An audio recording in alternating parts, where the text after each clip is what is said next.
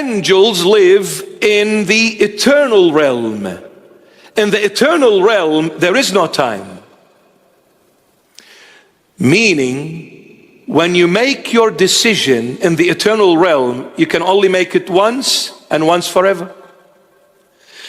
And when you make that mistake, you can only make it once and once forever. Why you cannot come back and ask for forgiveness? Because there is no time for you to come back. Are you with me?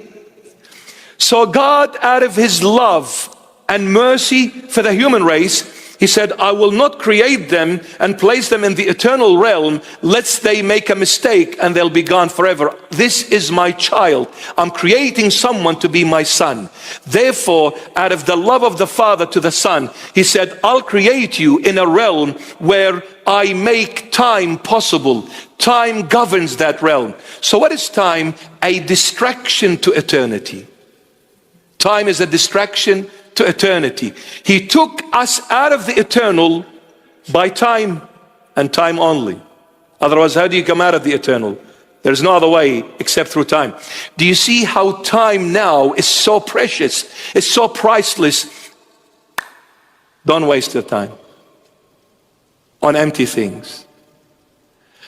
The time is made out of seconds, minutes, hours, days, weeks, months, and years. The Lord is saying, in this second you made a mistake. You have another second coming. That second coming, that next second that is coming, is a new start, is a new life for you. Meaning, the mistake you made in that second, in the next one, you have the chance to correct it. You made a mistake today. You have tomorrow coming. Correct the mistake tomorrow for what you've done today. If you couldn't this week, next week. If you couldn't this month, next month. This year, next year. But one thing, my child, don't be displacent and lethargic and say, it's okay, I'll do it whenever. Because whenever may never ever come. So when you are awakened from within, that's what we call the graces of the Holy Spirit. The Holy Spirit visits you. They are the visitations of graces. When you are touched by the Holy Spirit, all of a sudden you wake up and there is eagerness. I need to go to church. I miss the church. I miss hearing the word of God. I've been too distant. I don't know what happened to me. I lost my mind. I was totally lost. Now, what am I doing with my life? I've gone too far. I need the Lord Jesus. This is the Lord touching you with his mercy. Get up.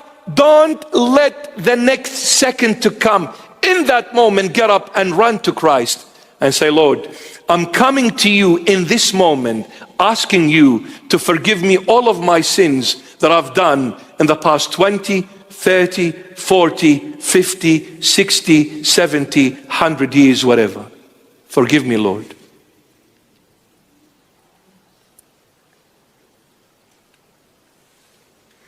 Time is priceless.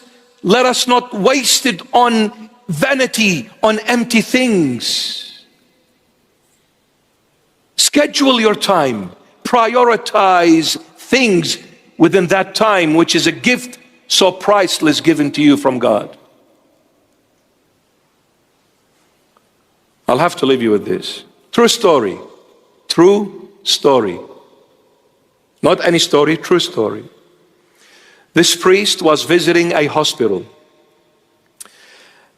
They asked him to visit this patient. So he entered the hospital going to that ward, to that room to visit that patient. As he was going, two nurses, females, one Christian, one not. And I'll leave that as not. One Christian, one not. They saw the priest dressed up in his outfit. That's why we need to dress up in our normal priesthood outfit to be recognized. Don't come with a short, with a trousers, with a suit and with a tie. How would I know you're a priest? Anyway, so they saw him dressed up in black. They ran towards the priest. They said, Father, please, please, we beg you. There is somebody on the bed of death. Any minute he will depart. Please just come and give him the prayer of absolution. Forgiveness of sins. So he shifted his direction.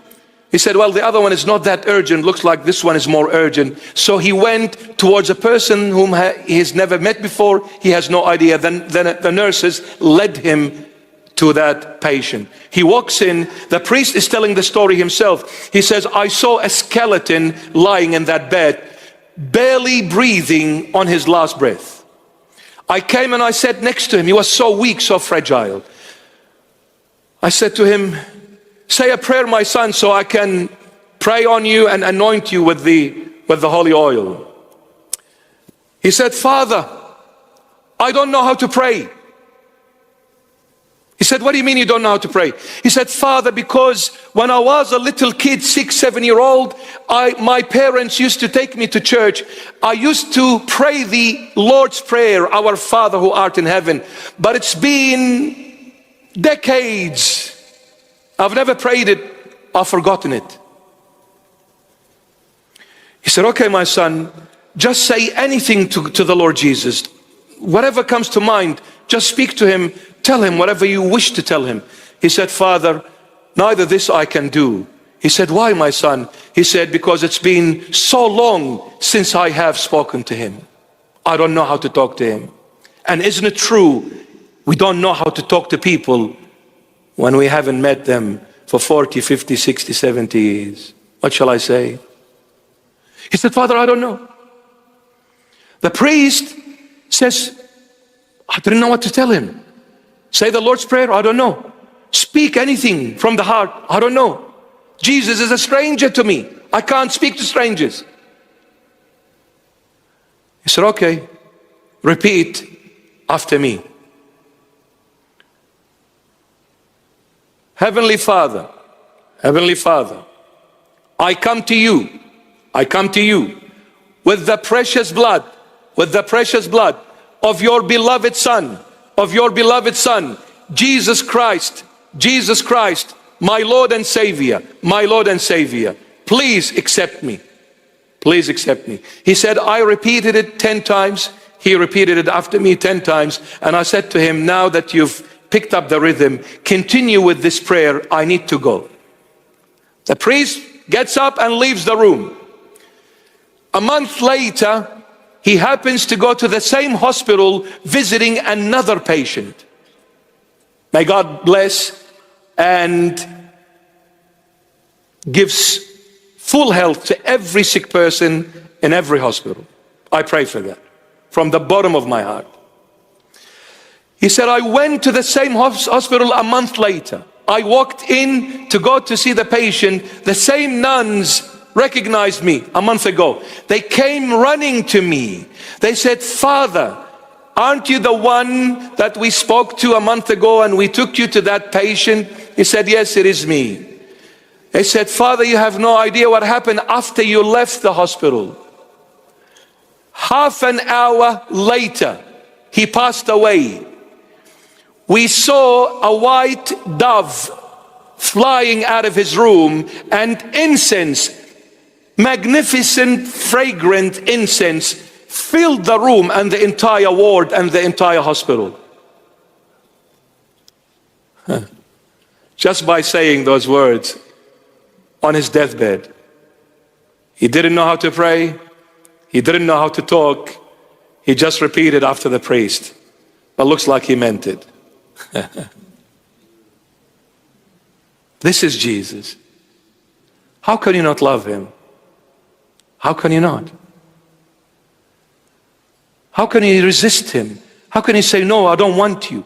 How can you walk away from him? How can you choose Satan over him? How can you?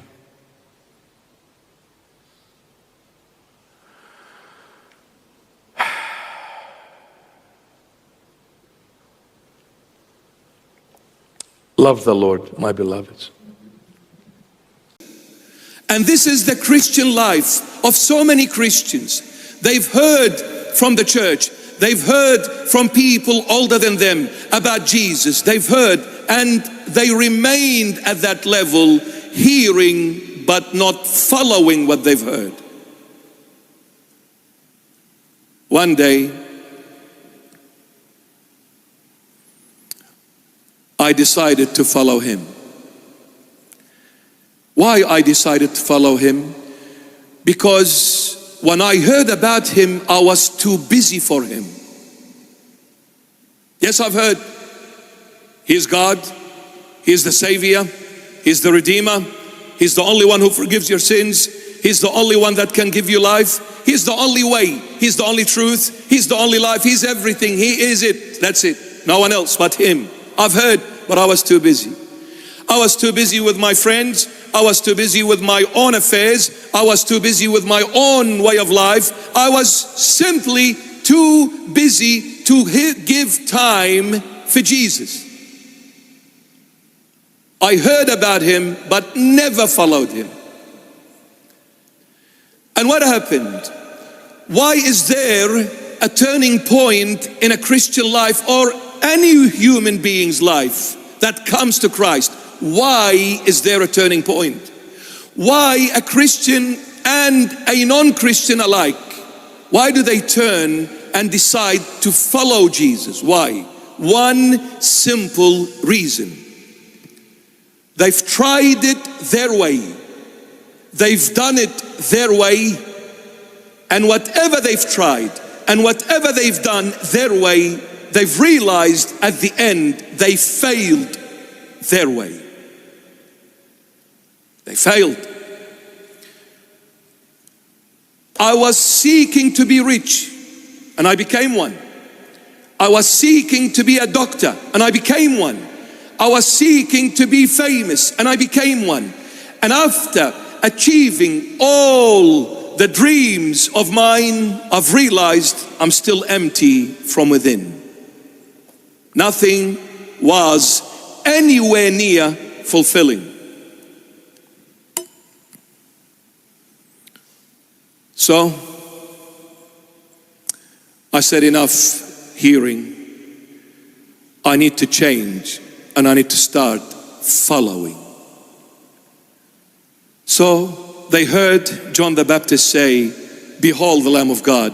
They decided for the first time after being a Christian for 50 years, for 70 years, I decided today I will follow him. I followed. The moment I followed, God stopped.